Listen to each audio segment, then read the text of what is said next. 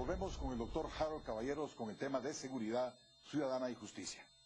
Doctor, la policía, ahora sí, Policía Nacional Civil. Es un desastre. ¿Cuántos ministros de gobernación hubo en este gobierno?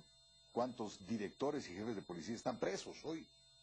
Hay una infiltración del crimen organizado allí y se ha perdido el ritmo de educación de nuevos agentes, de profesionalización. ¿Qué plan concreto tiene?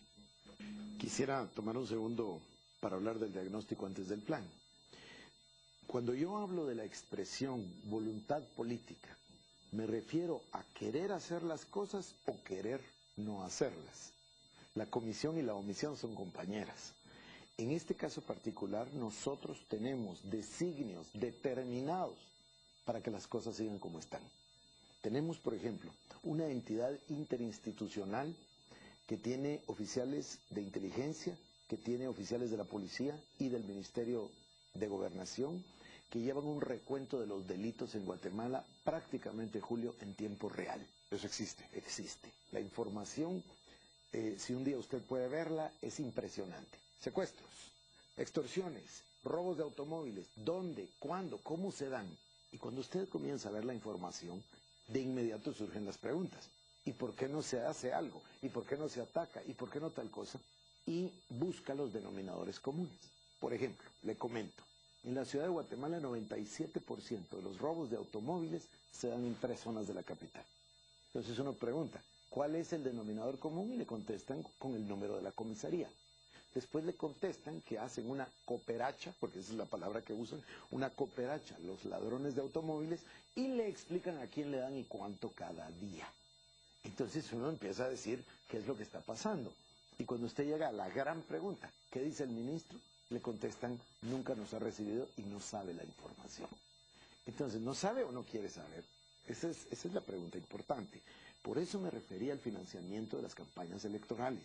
Porque después, entonces, el que invirtió ya protegió sus intereses. Y el Estado no opera porque estamos cooptados. Ese es un punto que quería dejar bien claro, porque me doy cuenta que en muchos casos no existe la voluntad política.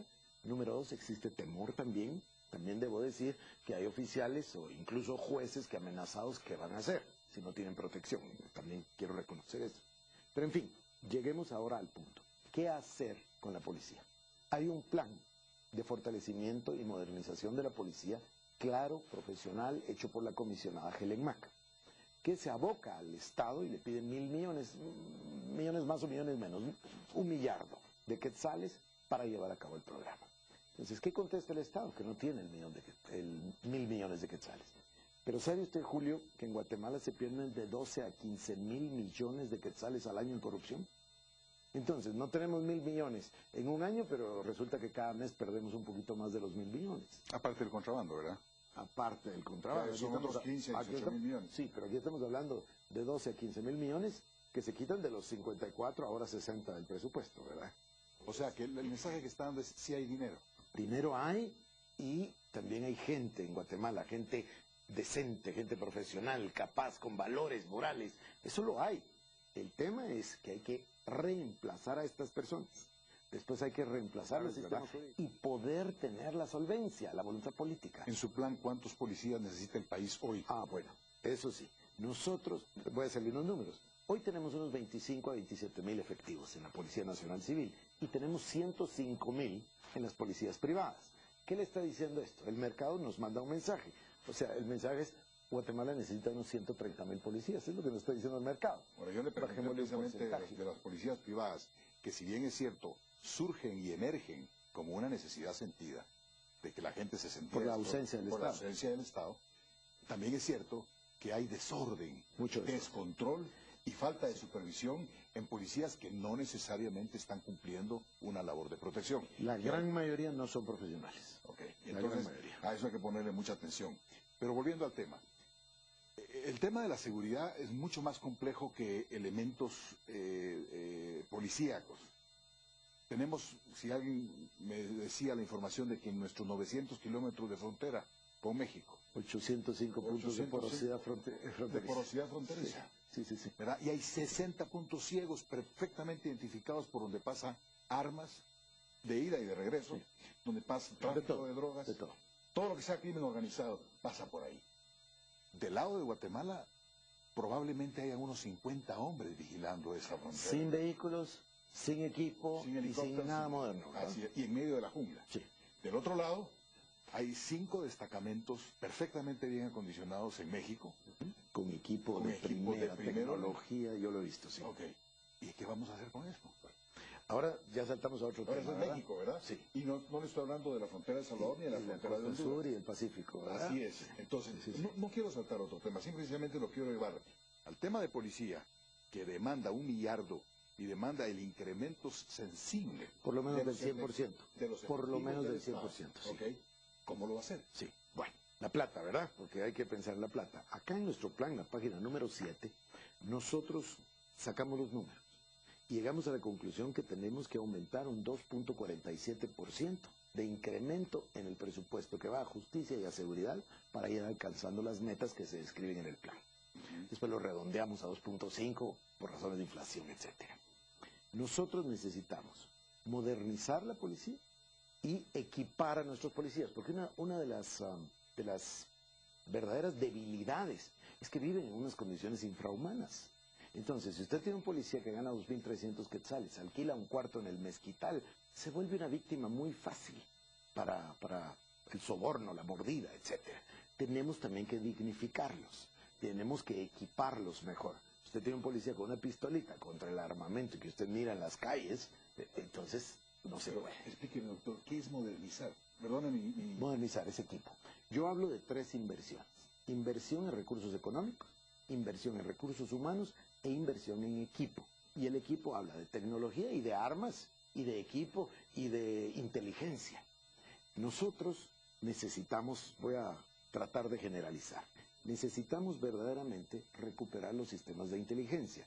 En nuestro plan eso se puede lograr en 6 meses de trabajo intensivo para tender otra vez el sistema de inteligencia para que el Estado sepa cómo reaccionar. Número 2, necesitamos el plan que los americanos llaman Homeland Security y que es el asegurar nuestro territorio. Y el número 3, la protección de las personas. Todo está descrito en este plan. Nosotros con eso podemos asegurar que vamos a lograr resultados inmediatos en el corto plazo. Luego, en el mediano plazo estamos proponiendo una Guardia Civil. La Guardia Civil no va a tardar menos de 3 a 4 años para realmente desarrollarse. ¿Y Guardia Civil implicaría entonces servicio obligatorio al ciudadano guatemalteco? No. ¿Es un paso intermedio Entre el ejército y la policía? policía. Lo que implica es que la policía tendría su academia, tendría una gradación, tendría un escalafón como se hace en el ejército. Es decir, por capacidad y por antigüedad, dicen en el ejército. Así sería. En la línea del modelo chileno, digamos. El chileno, O el italiano, español, etcétera. Acá se hizo, usted recordará, del año 96 al 2000. Lamentablemente se desarmó en el año 2000. Ya para ahora, 11 años más estaríamos muy bien. Pero ahí otra vez nuestra falta de continuidad, ¿verdad? Volvamos un poco al tema de inteligencia. Usted está claro que estamos prácticamente sin inteligencia del Muy Estado. claro. Fue totalmente desmontado por el gobierno de Oscar Berger. Así es. ¿Correcto? Al igual que la reducción Del ejército. más allá del ejército, más allá de lo que decíamos. Que la redujo el comandante general del ejército en ese momento, que era el señor Oscar Berger. Sí. Por su mandato y el ministro de Defensa del momento. Estamos Ellos claros. son los responsables. Ok. Usted dice, en 6 meses revitalizar el sistema de inteligencia. ¿Conoce usted y sabe usted cómo se operativiza un sistema de inteligencia nacional y la cantidad de agentes, Julio, en análisis y operación que se requiere? El plan está hecho. El plan no lo realizamos nosotros, el plan está hecho y está hecho por gobiernos amigos de Guatemala. Existe, se sabe cuánto vale, se sabe cómo hacerlo y se sabe que en 180 días se puede instalar.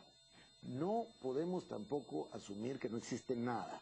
Hay muchísimos elementos que se recuperan para absorberlos y reintegrarlos al sistema. En ese sentido, se dice que usted tiene un acuerdo con el gobierno de Israel precisamente para aproximar el tema de seguridad en el país. No, yo no diría eso en la televisión porque recuerde que yo no puedo en realidad hacer un acuerdo con un gobierno, o lo que llaman G2G, ¿verdad? No, nosotros no estamos en el gobierno todavía. En su momento buscaremos la ayuda no solo del gobierno de Israel, sino de otros países amigos. Sí, porque nos dijeron que usted había hecho un preacuerdo con instituciones israelitas siguiendo más o menos el modelo de seguridad colombiano que sí formalmente lo establecieron. Sí, es absolutamente cierto, solo que lo voy a decir de esta manera, con empresas privadas, no con instituciones de gobierno.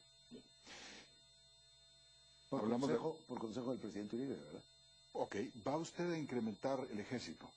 El ejército necesita... Tenemos el ejército más débil de toda Centroamérica. El ejército necesita modernización y fortalecimiento. ¿Qué quiero decir? Otra vez, equipo, instrucción, tecnología, pero también subir su número. Yo entiendo los problemas de los derechos humanos. ¿Cuál es el número? Comprendo, bueno, nosotros teníamos 44. Los acuerdos de paz lo bajaban a 32, 33, pero ellos lo pasaron prácticamente a 16, 15. Nosotros tenemos que volver a subir a 32, 33. Tenemos un ejército más pequeño que la policía de Costa Rica. Nosotros necesitamos subir nuestros efectivos. Ya. ¿Qué va a hacer con la escuela militar, con la escuela politécnica? Bueno, yo tengo 3 planes ahí. La escuela politécnica seguir, es una transmisora de valores morales, honor y deber, y es una institución que nosotros tenemos que es de nuestras últimas instituciones del ejército. Número 2, hay 7 colegios Adolfo B. Hall, yo tengo el plan de subirlos a 22, porque se vuelven en una fuente de disciplina y honor para los jóvenes. Y número 3, yo tengo el sueño de que exista la universidad del ejército. Pregunto, ¿reincorporaría usted oficiales que actualmente están de baja y que se fueron por razones de desmotivación o que fueron desmovilizados? Esa sería una decisión que tendríamos que tomar estudiando cada caso. Yo pienso que nosotros deberíamos realmente recurrir a comenzar de nuevo la jerarquía. ¿Se acuerda usted cuando rompieron la jerarquía?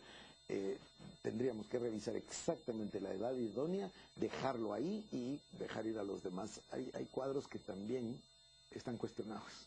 Volvemos con el doctor Harold Caballeros en el próximo segmento, en esta interesante conversación sobre seguridad ciudadana y justicia.